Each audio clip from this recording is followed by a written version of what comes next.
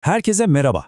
Bugünkü yolculuğumuzda sizi antik dünyanın biraz gölgede kalmış ama fikirleriyle evrene bakışımızı kökten değiştirebilecek bir isme götüreceğim, Smyrneli Theon. Onun bize bıraktığı düşünceler, modern bilimle felsefenin yollarının henüz keskin bir şekilde ayrılmadığı o bambaşka bir zamanın kapılarını aralıyor. Şimdi bir düşünün. Sayılar, müzik ve yıldızlar. Yani ilk bakışta ne alakası var gibi duruyor, değil mi? Ama ya bunların arasında gizli bir armoni, evreni birbirine bağlayan derin bir ilişki varsa? İşte Smyrneli Theon'un bütün hayatına adadığı soru tam da buydu. Bu sadece bir matematik problemi değil, bir varoluş bilmecesiydi adeta. Peki kim bu Smyrneli Theon? Kendisi milattan sonra 70 ile 135 yılları arasında yaşamış bir filozof ve matematikçi. Aslında tek bir derdi vardı. Kendisinden yüzlerce yıl önce yaşamış o büyük düşünür Platon'un o karmaşık derin felsefesini öğrencileri için daha anlaşılır hale getirmek. Ve Theon'a göre Platon'un o meşhur idealar dünyasına giden kapıyı açacak anahtar işte tam da matematikte saklıydı. Bakın Theo'nun kendi sözleri amacının ne kadar alçak gönüllü ve aslında ne kadar kapsayıcı olduğunu gösteriyor. O öyle sadece seçkin bir gruba değil, Platon'un o devasa evrenini merak eden ama belki de matematiksel altyapısı yeterli olmayan herkese bir el uzatmak, bir köprü kurmak istiyordu. Yani onun yazdığı o meşhur eseri Platon'u anlamak için yararlı matematik üzerine aslında bir felsefi yol haritası gibi bir şeydi. İşte Theon'un bizi çıkardığı bu kozmik yolculuğun ilk durağına geldik, sayılar. Ama durun, aklınıza hemen o alıştığımız bir şeyleri saymak için kullandığımız araçlar gelmesin, hayır. Pisagor geleneğini izleyen Theon için sayılar, gerçekliğin ta kendisiydi, evrenin temel yapı taşları, özüydü adeta. İşin en ilginç kısmı da burası zaten. Sayıları adeta görmek, onlara bir şekil vermek. Düşünsenize, Theon için 3 sadece bir rakam değildi, aynı zamanda bir üçgenin köşeleriydi. Ya da 4, bir karenin o sağlam dengeli duruşuydu. İşte bu geometrik sayılar fikri o soyut matematik dünyasına somut bir form, hatta neredeyse ruhani bir karakter veriyordu. Sanki her sayının kendine has bir kişiliği, bir özü vardı. Ve bu karakterler o kadar çeşitliydi ki, Theon sanki bir biyolog gibi sayıları sınıflandırıyordu. Mesela çarpanlarının toplamı kendisine eşit olan mükemmel sayılar ya da toplamı kendisinden fazla olan bol sayılar, az olan eksik sayılar. Bu kategorilerin her biri evrendeki farklı denge durumlarını, farklı ahenkleri temsil ediyordu aslında. Yani bu sadece kuru bir sınıflandırma değil, adeta kozmosun ahlaki bir haritasını çıkarmak gibi bir şeydi. Şimdi sayıların o soyut dünyasından yavaşça çıkalım ve onların artık duyulabilir, hissedilebilir hale geldiği bir alana, yani müziğe geçelim. Theon'a göre müzik, o sayısal armoninin insan ruhuna dokunan en saf, en damıtılmış haliydi. Sanki evrenin fısıltılarını duyabildiğimiz tek yer orasıydı. Peki, kulağımıza bu kadar hoş gelen, ruhumuzu dinlendiren o seslerin sırrı neydi? İşte bu tablo, bu sırrı bütün çıplaklığıyla, bütün sadeliğiyle gözler önüne seriyor.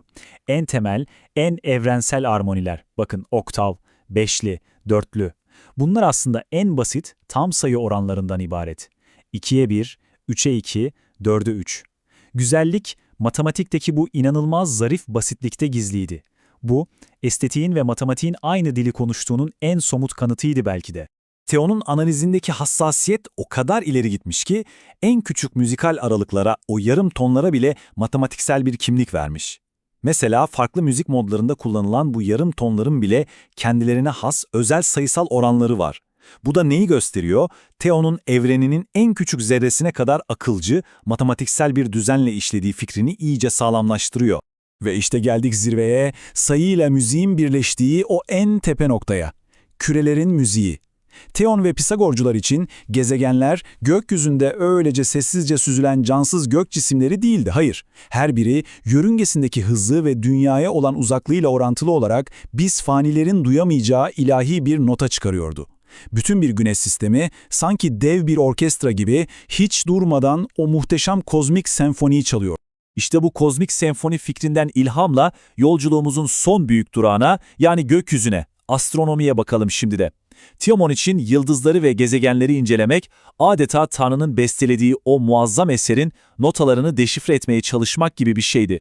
Theon'un astronomi çalışmaları hep o kozmosun altındaki mükemmel düzeni anlama çabasıydı. Mesela dünyanın yuvarlak olduğunu doğrulaması, tutulmaları matematiksel olarak açıklaması Ve hatta gezegenlerin o karmaşık, bazen geri gidiyormuş gibi görünen hareketlerini bile geometrik modellerle bir mantığa oturtma çabası, bütün bunların arkasında tek bir arzu yatıyordu. Gökyüzünün bir kaos olmadığını, tam dersine akılcı, öngörülebilir ve tamamen matematiksel bir yasayla yönetildiğini kanıtlamak. Peki, bütün bunları konuştuk. Tion'u bugün nasıl değerlendirmeliyiz? Sayıları, müziği ve gökleri birleştiren bu kadar bütüncül bir bakış açısı bizim modern bilim dünyamızda nasıl bir yere sahip? Hadi şimdi Tion'un mirasına biraz daha eleştirel bir gözle bakalım. İşte Theon'a yöneltilen en temel eleştiri bu. Tarihçi Guy ile Huxley gibi isimler diyor ki, Theon'un eseri aslında özgün değil. Yani yeni bir şey keşfetmiyor, sadece kendinden önceki bilgileri alıp bir araya getiriyor, bir nevi derliyor. Yani Theon bir kaşiften çok bir kütüphaneci miydi acaba? Ama madalyonun bir de öbür yüzü var, değil mi? T.L. Hit gibi başka tarihçiler de diyor ki onun asıl değeri tam da bu. Evet, Theon özgün olmayabilir ama eğer o olmasaydı kendisinden önceki Pisagorculara, Platonculara ait o paha biçilmez bilgiler, alıntılar, fikirler hepsi zamanın tozlu sayfalarında kaybolup gidecekti. Yani o bir derlemeciden çok antik bilgeliğin paha biçilmez bir koruyucusu, bir aktarıcısıydı aslında. Ve bu zihin yolculuğumuzu hepimizi düşündürecek bir soruyla bitirelim. Baksanıza, Tion'un dünyasında matematik, müzik, astronomi ve felsefe hepsi birbirinden ayrılmaz bir bütündü. Her biri aynı evrensel armoninin farklı bir notasıydı. Bugün ise bilgi sayısız uzmanlık alanına bölünmüş durumda. Peki sizce bizler, modern bilim insanları, bu uzmanlaşma yolunda evreni Tion gibi bütüncül bir uyum içinde görme yeteneğini biraz kaybetmiş olabilir miyiz? Üzerine düşünmeye gerçekten değer.